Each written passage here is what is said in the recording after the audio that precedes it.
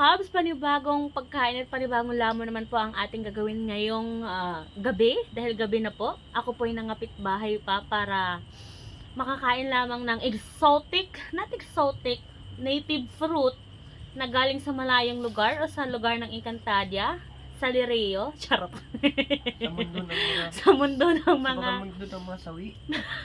Uy, grabe ka sa sawi. We are not sawi. Yeah. Sawi nga baka ba.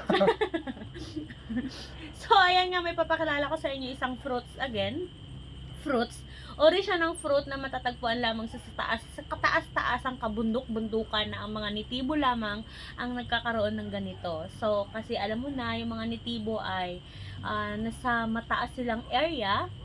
So, parang sila lang yung may kakayahang ano nga to, kumuha o pumitas ng mga ganitong prutas. So, yung tawag namin dito sa native fruit na to ay mararing. Hindi ko alam kung meron nito sa ibang lugar. Sa Rizal lang meron. Ang alam ko kasi dito lang siya sa Palawan meron at sa Rizal Park. Hindi ko alam sa ibang area kung meron siyang ganito. Comment down below kayo kung nakakarating ba to sa lugar ninyo. Kung anong tawag ninyo dyan sa lugar ninyo. I-comment nyo lang dyan sa aking comment section. Charot, comment section. So, ayan nga, let us taste the mararing kung ano talaga yung lasa niya. So, ayan, nagbukas na nga kami kasi hindi kami makapaghintay. Kasi try na namin, o. Tingnan mo, habang nagsasalita ako, meron akong nguya-nguya.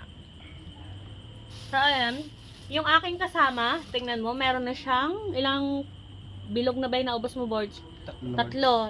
Ako wala pa kasi puro ako daldal. Kanina pa ako daldal ng daldal. So, ayan nga, moving on tayo sa pagtikim. Sobrang maliliit lang siya. Pero sobrang tamis niya talaga. Para siyang kalasa niya yung rambutan ng ganun ba yung lasa sa'yo? Lasa siya ng rambutan yung tuklapan na rambutan. Rambutan matawag doon. Basta yung tuklapan. Parang lasang ganun siya. And then manamis-namis. Hindi lang ako masyado makakain kasi kapag dapat ginaganyan siya ng ngipin, yung parang sa santol. Kasi kaso, pag ako nun, puro ginitanan dere day, puno-puno, ginakaroon ka tayo kaya, ako yan, wala danlog lang niya.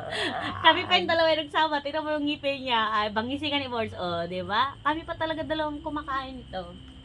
Yung danlog lang sa baba. gadanlog lang ba siya? Kung sana, gadulas. Kami pa mahilig talaga sa ganito, day.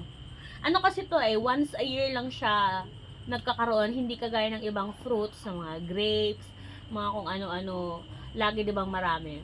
Ito once a year lang siya, kaya kapag nagkaroon nito, talagang bulyakan din yung padala sa amin.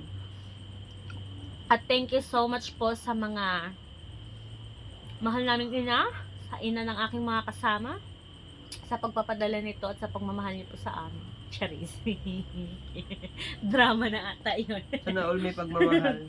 Wala na bang pag-ibig sa puso mo? With matching singing. Pero masarap talaga siya as in. Hindi na ko. Hindi ka na? Nadugin na pantulon mo na tanan. Boss naman. Boss naman. Ito ibibigay ko to sa aking inay. Baka magalitan na naman ako ng aking inay kasi nakaraan hindi daw siya nakatigil ng tabo. So inay, ito na po ang iyong mararing. I hope you like it.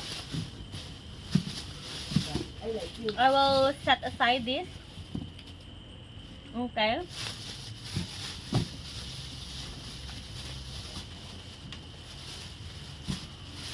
Diyak, alam mo na. So, ayan.